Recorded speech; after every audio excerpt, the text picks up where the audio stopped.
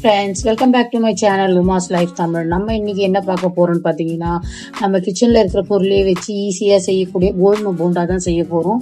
வெளியே கிறிஸ்பியாகவும் உள்ள சாஃப்டாகவும் சிம்பிள் இன்க்ரீடியன்ஸை வச்சு எப்படி நம்ம சூப்பராக செய்யறதுன்றத பார்ப்போம் வாங்க. அதுக்கு எண்ணெயை காய வச்சுட்டு அந்த டைம்குள்ளேயே நம்ம இந்த ப்ரிப்ரேஷனை பண்ணிடலாம். கோதுமை 3 கப் போடுறேன். சால்ட்டு தேவையான அளவு ஆட் பண்ணிட்டு அதுக்கப்புறம் பெருங்காயத்தூள், சில்லி பவுடர், கரம் மசாலா, அப்புறமா கொஞ்சோண்டு ஜீரக பொடி, இது எல்லாத்தையும் ஆட் பண்ணிட்டு கொஞ்சமா சோம்பு ஆட் பண்ணிக்கிறோம். போட்டுட்டு இந்த வெட் இன்கிரீடியன்ஸ் எல்லாத்தையும் அப்படியே கையால கொஞ்சமா அப்படியே பிசைஞ்சு விட்டுக்கிறோம். அதுக்கப்புறம் பாத்தீங்கன்னா நம்ம பூண்டு, வெங்காயம், பச்சை மிளகா 2 நம்ம சில்லி பவுடர் போட்டிருக்கிறதால சின்னதாக தான் போட்டிருக்கேன், நான் கம்மியாக தான். இல்லை அது போடலன்னா இது அதிகமாக போட்டுக்கலாம்.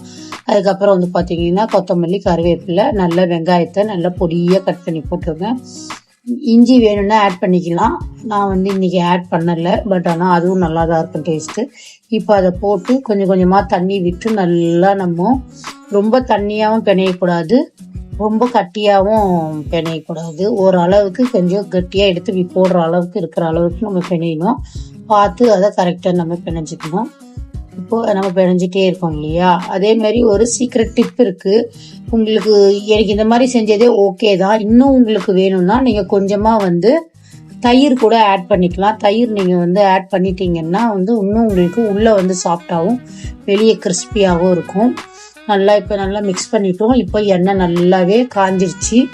நம்ம எண்ணெய் காஞ்சதுல நம்ம ஒரு தண்ணியோ இல்லை எண்ணெய் தண்ணியில தொட்டுக்கிட்டு கையால எடுத்து நான் போட்டேன். இல்லை எண்ணெயை தொட்டு கூட நீங்க பண்ணலாம். கொஞ்சம் கொஞ்சம் பீஸா அப்படியே போட்டு நான் போண்டா நம்மளுக்கு எப்படி தேவையோ அந்த ஷேப்ல நம்ம போட்டுக்கலாம். அதுக்கப்புறம் பாத்தீங்கன்னா இதுக்கு என்னன்னா நல்ல எண்ணெயை காய வச்சு தான் நீங்க போடணும். நல்லா காஞ்ச எண்ணெயில போட்டா மட்டும்தான் நல்லா கிறிஸ்பியா நல்லா வரும்.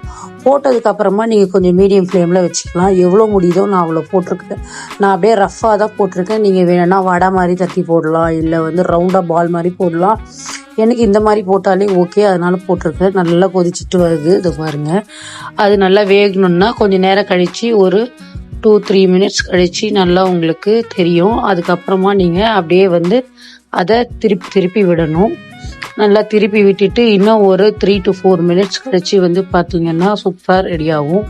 நீங்கெல்லாம் உங்க வீட்டுல என்ன திடுக்குன்னு ஸ்நாக்ஸ் செய்வீங்கன்றத சொல்லுங்க. எங்க வீட்டுல ஏதாவது ரொம்ப வெறுப்படிக்குது, ஏதாவது சாப்பிடணும்னு தோணுச்சுன்னா நாங்க டீ கூட இதை தான் ஸ்நாக்ஸ்க்கு வச்சு சாப்பிடுவோம். கோதுமை போண்டா வேற எதுவுமே நாங்க அரிசி மாவு எதுவுமே சேர்க்க மாட்டேன். எங்க வீட்டுல இது எல்லாருக்குமே பிடிக்கும். இந்த பாருங்க, கலர் நல்லா சூப்பரா, நம்ம எதுவுமே கலர் சூப்பரா வந்திருக்கு பாருங்க. உங்க வீட்டுல நீங்க என்ன ரெசிபி இந்த மாதிரி ட்ரை பண்ணுவீங்கன்னு சொல்லுங்க. எங்க வீட்டுல உள்ளவங்களுக்கு நான் சொன்ன மாதிரி எல்லாருக்குமே பிடிக்கும். நம்ம அரிசி மாவு அப்புறம் கார்ன்ஃபிளவர் மாவு எதுவுமே ஆட் இல்லை. ஒன்ஸ் இன் வைல் இந்த மாதிரி நம்ம செஞ்சு சாப்பிட்றதுல தப்பு இல்லை. எண்ணெய் பொருள் டீப் ஃப்ரை. இப்போ பாருங்க சூப்பரா எவ்வளோ நல்லா ரெடி ஆகி வந்துருச்சு. நான் டிஷ்யூ பேப்பர் வச்சு இந்த எண்ணெயை வடிகட்டுறதுக்கு வச்சிருக்கேன். கீழேயுமே ஒரு தட்டு வச்சிருக்கேன், அது மேல வலை வச்சிருக்கேன். இது நீங்க அடுத்த பேட்ச் போட ஆரம்பிக்கிறேன். ஏன்னா எங்க வீட்டுல இது டக்குன்னு சேல் ஆயிடும். அடுத்த பேட்ச் போட்டு விட்டுட்டு நம்ம இதை சர்வ் பண்ணலாம். இதை நீங்க சுட சுட டீ கூட குடிக்கலாம், தேங்காய் சட்னி கூட வச்சு சாப்பிடலாம், அப்புறம் சாஸ் கூட வச்சு சாப்பிடலாம். ரொம்ப டேஸ்டா ரொம்ப நல்லா இருக்கும். கண்டிப்பா இது உங்க வீட்டுல ட்ரை பண்ணி பாருங்க. உங்க வீட்டுல இருக்கிறவங்களுக்கு எல்லாருக்குமே பிடிக்கும். இன்னும் இந்த மாதிரி நிறைய சிம்பிளான ரெசிபிலாம் உங்களுக்கு வேணும்னா நம்ம வீடியோவை கண்டிப்பா லைக் பண்ணிடுங்க. நம்ம சேனலுக்கு சப்ஸ்கிரைப் பண்ண மறந்துடாதீங்க. இன்னும் நிறைய இந்த மாதிரி ரெசிபிஸ்லாம் நம்ம சேனல்ல இருக்கு, அதுவும் பார்த்து என்ஜாய் பண்ணுங்க. இது உங்க வீட்டுல நீங்க செஞ்சீங்கன்னா இது எப்படி உங்களுக்கு பிடிச்சிருந்ததா இல்லையான்றதே நம்மளுக்கு கமெண்ட்ஸ்ல சொல்லுங்க.